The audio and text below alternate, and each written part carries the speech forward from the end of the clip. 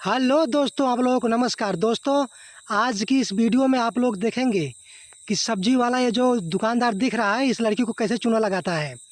अभी आप देखेंगे ये कितना शातिर दिमाग से, देखो मतलब झिल्ली एकदम बदल देता है।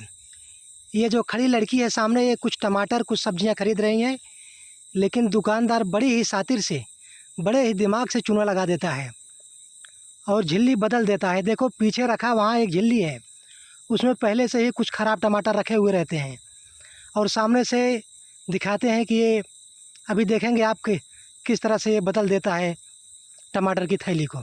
दोस्तों, पलक झपकते ही कांड हो जाता है इस लड़की के साथ और ये दुकानदार बड़े ही शातिर दिमाग से चूना लगा देता है।